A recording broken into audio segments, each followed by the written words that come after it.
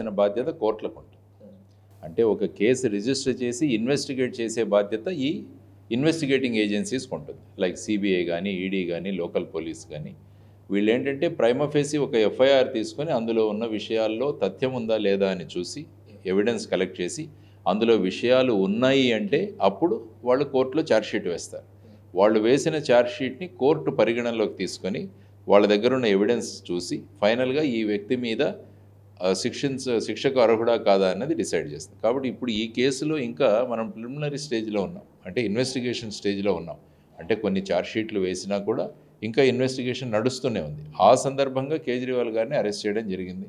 గత వారంలో కవిత గారిని అరెస్ట్ చేయడం జరిగింది. ఆ తర్వాత అంతకుముందు ఈయన మన మనీష్ సిసోదియా గారు, సంజయ్ సింగ్, తర్వాత అనేక మంది పిళ్ళై కానీ కావచ్చు, వీళ్ళందరూ అరెస్ట్ అయ్యారు. అందులో ఢిల్లీ లిక్కర్ స్కామ్ బేసిక్గా ఏంటంటే ఇంతకుముందు అది కూడా ప్రభుత్వ ఆధీనంలో ఉండేది, అంటే లిక్కర్ షాప్స్ ఇవన్నీ. ఈ కొత్త పాలసీలో ఏం చేశారంటే వాళ్ళు దీన్ని ప్రైవేట్ వెండర్స్కి అప్పచెప్పడం మొదలుపెట్టారు. ఇంతకుముందున్న షాపుల సంఖ్య పెంచారు. ఆ తర్వాత వాళ్ళకు అనేక రాయితీలు ఇచ్చారు. తర్వాత టైమింగ్స్ పెంచుకోవడానికి కూడా చెప్పారు. సో ఇవన్నీ చేయడం వల్ల వారికి అడ్వాంటేజ్ అవుతుందని చెప్పి దానికి ఫలితంగా ఒక 100 కోట్ల రూపాయలు వాళ్ళు ఈ విధంగా కిక్ బ్యాక్ తీసుకున్నారు, అంటే లంచం తీసుకున్నారు అన్నది ప్రధానమైన ఆరోపణ. సో దాని తర్వాత ఏంటంటే ఆ పాలసీని వాళ్ళు క్యాన్సిల్ చేశారు. తర్వాత ఆ పాలసీని క్యాన్సిల్ చేసి మళ్ళీ ఓల్డ్ సిస్టమే మొదలుపెట్టారు. కానీ ఈ మధ్యలో కొత్త పాలసీని ప్రవేశపెట్టడానికి ఒక 100 కోట్లు వాళ్లకు లంచంగా ఇవ్వబడింది, ముఖ్యంగా ఈ సౌత్ లాబీ నుంచి అని చెప్పారు. చెప్పిన తర్వాత ఇప్పుడు కేజ్రీవాల్ గారు కూడా ఈ వచ్చిన డబ్బులు ఏవైతే ఉన్నాయో వాటిలో ఆయనకు కూడా కొంత ముట్టింది అన్నది ప్రధానంగా వీళ్ళు వాదిస్తున్న విషయం. ఇప్పటి వరకు ఐ థింక్ 129 కోట్ల ఆస్తులు మేము ఐడెంటిఫై చేశాము, తర్వాత జప్తు చేశామని వాళ్ళు చెబుతున్నారు. కాబట్టి ఇప్పుడు మీరు అన్నట్టు కేజ్రీవాల్ గారి పాత్ర ఇప్పుడు అరెస్ట్ చేసే వరకు వచ్చింది. అరెస్ట్ చేసిన తర్వాత వారి దగ్గర నుంచి ఎటువంటి సమాచారం రాబట్టాలన్నది ఇప్పుడు కోర్టు ముందు వారి కస్టడీ అడుగుతారు. ఇప్పుడు లేటెస్ట్గా నేను చూసింది ఈడీ వారు ఒక 10 రోజుల ఈడీ కస్టడీకి కేజ్రీవాల్ గారి మీద వాళ్ళు రిమాండ్ రిపోర్ట్ ఇచ్చారని చెప్పారు. కాబట్టి కేజ్రీవాల్ గారు కూడా కోర్టుకు చేరారని విన్నాను నేను. సో ఆ విధంగా ఇప్పుడు ఇరు తరపున వాదనలు వింటారు. అక్కడ ఏఎస్జీ వాదిస్తారు, అడిషనల్ సాలిసిటర్ జనరల్. ఇటు సైడ్ ఐ థింక్ వీరు అభిషేక్ మను సింఘ్వి ఆయన వాదిస్తున్నారు. సో వాదోపవాదాలు విన్న తర్వాత జడ్జి గారు నిర్ణయిస్తారు. అంటే ఈయన 10 రోజుల కస్టడీకి ఇవ్వాలా, లేకుంటే వారం రోజుల కస్టడీకి ఇవ్వాలా, అసలు ఈడీ కస్టడీకి ఇవ్వాల్సిన అవసరమే లేదా, ఈయన జ్యుడిషియల్ రిమాండ్కి పంపిద్దామా, జ్యుడిషియల్ రిమాండ్ వేసిన తర్వాత కేజ్రీవాల్ గారు బెయిల్ అప్లై చేసుకోవచ్చు. కాబట్టి ఇవన్నీ కూడా జరగబోయే అంశాలు. సో ఈ విధంగా మనం చూసుకుంటే ఇప్పుడు 2 గంటలకు మొదలైన వాదోపవాదాలు ఫైనల్గా ఏ విధంగా అవుతాయన్నది సుమారుగా 3-4 గంటలు వాదోపవాదాలు జరిగే అవకాశం ఉంటుంది. ఎందుకంటే వారు చేసే ప్రతి ప్రశ్నకి కేజ్రీవాల్ గారు సమాధానం ఇస్తారు. అంటే ఇది రాజకీయ కారణంగా చేసింది, మా ప్రమేయం ఏమీ లేదు, ఇందులో ఇవన్నీ కూడా ఎవిడెన్స్ మా మీద లేదు. కాబట్టి ఈ వాదనలు వారి తరపున, ఈడీ వాళ్ళు వాళ్ళ దగ్గర ఉన్న ఎవిడెన్స్ని బట్టి వాదిస్తుంటారు. కాబట్టి ఈ 2 విన్న తర్వాత జడ్జి గారు ఏ నిర్ణయం తీసుకుంటారని చూడాల్సిన అంశం. 9 సార్లు సమన్లు జారీ చేసిన తర్వాత వాటికి రిప్లై ఇవ్వకపోవడం వల్లే ఇప్పుడు ఈడీ అరెస్ట్ చేసింది అనుకోవాలి. అంటే ఏమవుతుందంటే జనరల్గా మనం సమ్మన్స్ ఇచ్చి వారి తర్వాత అటెండ్ అవుతుంటే వాళ్ళ దగ్గర నుంచి సమాచారం రాబడుతుంటారు. సో అందువల్ల ఏమవుతుందంటే సమాచారం వారికి కావాల్సింది దొరికిన తర్వాత అరెస్ట్ చేయాల్సిన అవసరం ఉండదు. కానీ సాధారణంగా చాలామంది ఏమనుకుంటారంటే ఈ సమన్స్ను మనం అవాయిడ్ చేస్తే, వెళ్లకుండా ఉంటే మనం సమాధానం చెప్పాల్సిన, కానీ చట్టంలో ఏముందంటే ఎప్పుడైతే లీగల్గా మీకు సమన్స్ ఇష్యూ చేస్తారో వాటిని ఒబే చేసి వాటిని పాటించి మనం ఆ ఆఫీస్కి వెళ్ళడం మన బాధ్యత. సపోజ్ ఇవ్వకుంటే కూడా వాళ్ళని అరెస్ట్ చేయమని చెప్పి చట్టంలో ఉంది. ముఖ్యంగా సిఆర్పిసిలో చూసుకుంటే 41A ద్వారా ఏదైతే నోటీస్ ఇస్తారో ఆ నోటీస్ ఇచ్చి మనం వెళ్ళేంత వరకు వారిని అరెస్ట్ చేయకూడదు. తర్వాత ఏదైనా కండిషన్స్లో మీరు అరెస్ట్ చేస్తే చేయొచ్చు, అది కూడా రైటింగ్లో రాసుకోవాలి. సో ఈ కేసులో ఏమైందంటే ఆయన 9 సార్లు ఇచ్చిన తర్వాత కూడా ఆయన వెళ్లకుంటే అప్పుడు వారు ఈవెన్ యాంటిసిపేటరీ బెయిల్ కోసం కూడా ప్రయత్నించారు హైకోర్టులో. అది కూడా వాళ్ళేం మేము చేయలేమన్నారు. దాంతో నిన్న సాయంత్రం ఈడీ వారు వెళ్ళి వారిని అరెస్ట్ చేసి ఈరోజు కోర్టులో ప్రొడ్యూస్ చేస్తుంటారు. కాబట్టి ఎప్పుడైనా కూడా చట్టంలో నేను ఇచ్చే సూచన ఏంటంటే లీగల్గా మనకు నోటీస్ వచ్చినప్పుడు దాన్ని యాక్సెప్ట్ చేయడం, లేకుంటే పై కోర్టుకు వెళ్ళి దాన్ని క్యాన్సిల్ చేయించుకోవడం. ఇది ఒక్కోసారి ఏంటంటే ఇన్వెస్టిగేటింగ్ ఏజెన్సీస్ వింటాయి. సపోజ్ నేను బిజీగా ఉన్నాను, లేకుంటే అసెంబ్లీ ప్రొసీడింగ్స్ జరుగుతున్నాయి, ఎలక్షన్లో బిజీ ఉన్నాను, ఇలాంటి రీజనబుల్ ఇది ఇస్తే వాళ్ళు ఒప్పుకుంటారు. కానీ నేను వెళ్ళను అన్న ధోరణిలో ఉంటే ఏమవుతుందంటే ఈ విధమైన చర్యలు తీసుకునే అవకాశం, ఎందుకంటే చట్టంలో చాలా ప్రొవిజన్స్ కల్పిస్తారు ఇటువంటి. ఇప్పుడు అరెస్ట్కి సమన్లకి అటెండ్ కావడం నెగ్లిజెన్సీగా ఉండడం కారణం అనుకోవచ్చా? వన్ ఆఫ్ ది కారణం అనుకోవచ్చు మనం ఖచ్చితంగా. ఎందుకంటే అటెండ్ అయినప్పుడు మన విషయాలు సేకరించినప్పుడు ఇంకా ఇతను అరెస్ట్ చేసే అవకాశమే. రేపు ఏంటంటే మనం అరెస్ట్ చేసినా కూడా చెప్పొచ్చు నేను ఎన్నిసార్లు అటెండ్ అయ్యాను, అయినా కూడా ఇది కక్షపూరితంగానే చేస్తున్నారన్న దానికి బలం చేకూరుతుంది. కానీ ఇప్పుడు ఏమవుతుందంటే ఇన్నిసార్లు ఇచ్చినా నేను ఇవ్వలేదంటే వాళ్ళు ఏం చెప్తారంటే ఈయనకు చట్టం అంటే భయమే లేదు, చట్టాన్ని ఈయన ఫాలో అవ్వడు. ఆ విధంగా కోర్టుని వాళ్ళ మనస్సుని, కోర్టు యొక్క ఆలోచనలను మార్చే ప్రయత్నం కూడా చేస్తారు ఖచ్చితంగా. ఎందుకంటే మన ప్రవర్తన ఎలా ఉందన్న ఆధారం మీద కూడా కోర్టులు మన మీద అభిప్రాయాన్ని వాళ్ళు ఏర్పరచుకుంటారు. ఇది చాలా ముఖ్యమైన విషయం మనకి. అంటే మనీ లాండరింగ్ చట్టం ఏం చెప్తుందంటే ఇప్పుడు ఈడీ ఫాలో అయిన రూల్స్ అంటే ఆయన్ని ఇంటికి వెళ్ళి ఇన్వెస్టిగేషన్ చేయడం, తర్వాత అక్కడే అరెస్ట్ చేస్తున్నామని చెప్పడం, ఇదంతా ప్రొసీజర్ ప్రకారం జరిగిందంటారా? ప్రొసీజర్ ప్రకారం ఏంటంటే ఎవరైనా వ్యక్తిని అరెస్ట్ చేసిన తర్వాత వాళ్ళని ఎందుకు అరెస్ట్ చేశాము అని చెప్పేసి వాళ్ళకొక మెమో ఇవ్వాలి, వాళ్ళకొక డీటెయిల్డ్గా. ఆ తర్వాత ఆ వ్యక్తికి సంబంధించిన వ్యక్తికి కూడా తెలియజేయాలి. ఫర్ ఎగ్జాంపుల్ ఇంట్లో అరెస్ట్ చేసినప్పుడు వాళ్ళ ఇంట్లో ఉన్నవారు వారినే అడుగుతారు, మేము ఎవరికి మీ అరెస్ట్ గురించి ఇన్ఫామ్ చేయాలంటే ఫర్ ఎగ్జాంపుల్ వాళ్ళ మామగారికి కానీ భార్యకు కానీ చేయమంటే వాళ్ళకి ఇన్ఫామ్ చేసి ఆ ఫామ్ వాళ్ళకి ఇచ్చి వాళ్ళ దగ్గర వాళ్ళ సంతకం కూడా తీసుకోవాలి. గ్రౌండ్స్ ఆఫ్ అరెస్ట్ మేము ఇన్ఫామ్ చేసాము. ఆ ప్రొసీజర్స్ అంతా యూజువల్గా ఫాలో అవుతారు. ఎందుకంటే ఆయన సీఎం స్థాయిలో వ్యక్తి, రేపు ఏంటంటే ప్రతి విషయం కూడా కోర్టులో చర్చకు వస్తుంది. కాబట్టి ఏదైనా చిన్న మిస్టేక్ చేసినా కూడా దాన్ని అడ్వాంటేజ్గా తీసుకుని వాళ్ళు ఖచ్చితంగా ఈ ప్రొసీజర్ ఫాలో అవ్వలేదు కాబట్టి మాకు బెయిల్ ఇవ్వండి అని కూడా అడుగుతారు. ఇప్పుడు కస్టడీకి ఒకవేళ కస్టడీకి ఇస్తే కనుక కోర్టు ఎలాంటి క్వశ్చన్స్ అడిగే అవకాశం ఉంటుంది?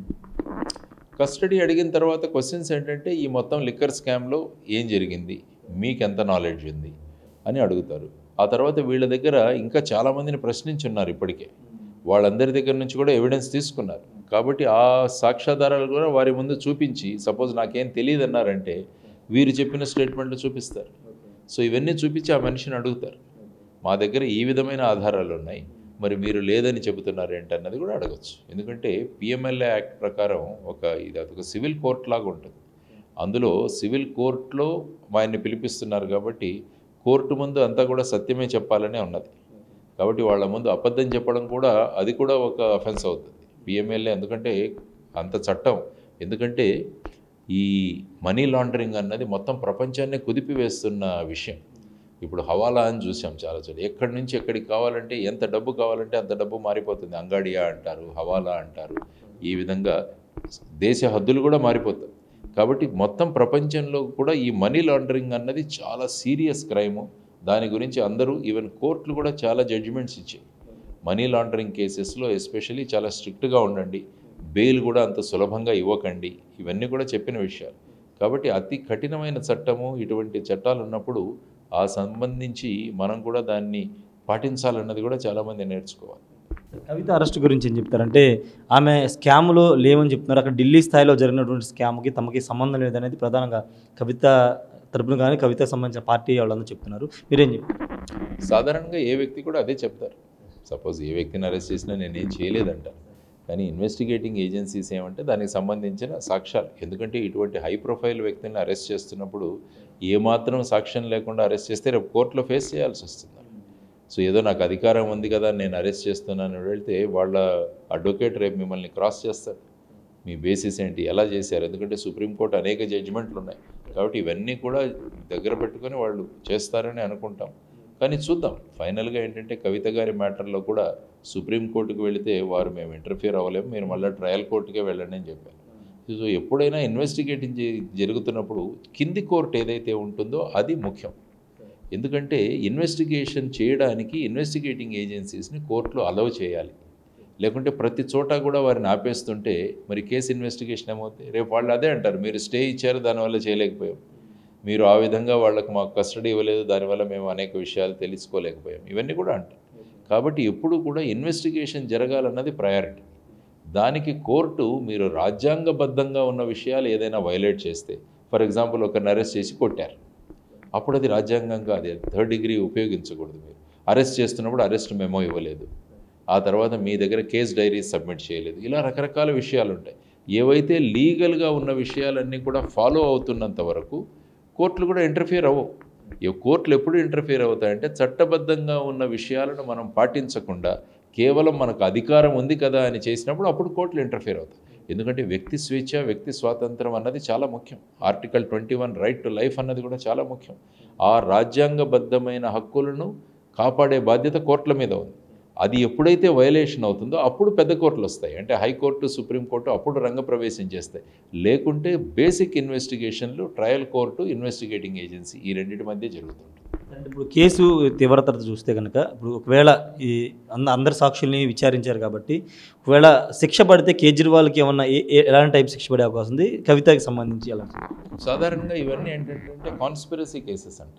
కాన్స్పిరసీ అంటే ఏంటంటే అందరూ కూర్చొని ఇది నిర్ణయించి చేసిన, అందులో కొంతమందికి కొన్ని విషయాలు మాత్రమే తెలుస్తుంది. కాన్స్పిరసీ కేసు ఎలాగంటే, నేను ఫర్ ఎగ్జాంపుల్ విజయవాడ నుంచి హైదరాబాద్కు ట్రైన్లో వెళ్తున్నాను.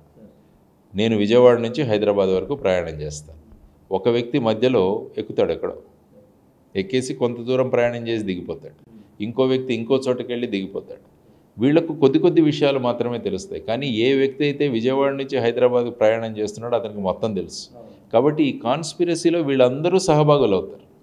నాకు ఇంత మాత్రమే విషయం తెలుసు, నాకు ఇంత విషయమే తెలుసు అని వాళ్ళు తప్పించుకోవడానికి లేదు. ఎందుకంటే 120B అన్నది వీటన్నిటిని కలుపుతుంది. కాబట్టి ఇందులో ఉన్న కేసులు ఏవైతే, సెక్షన్లు ఏవైతే ఉంటాయో అందులో శిక్షకు వీళ్ళందరూ కూడా పాత్రులు అవుతారు. వీళ్ళందరినీ కలిపే దారం ఈ కాన్స్పిరసీ. సో ఆ విధంగా చూసుకుంటే మినిమం ఐ థింక్ 7 సంవత్సరాల శిక్ష వరకు ఉంటుంది ఇందులో. అంటే వాళ్ళ మీద వేస్తున్నది అంటే ఈ సెక్షన్ కింద ఇంత పనిష్మెంట్ ఉంటుంది అన్నది మామూలుగా ఉంటుంది. ఐ థింక్ పిఎంఎల్ఏ యాక్ట్ ప్రకారం చూడాలి నేను, సెక్షన్ 4 and 5 ఉంటుంది, ఆర్ 3 and 4 పిఎంఎల్ఏ యాక్ట్లో అది ఐ థింక్ పనిషబుల్ అనుకుంటాను. 3 years 7 years దాకా ఉందని నేను అనుకుంటాను.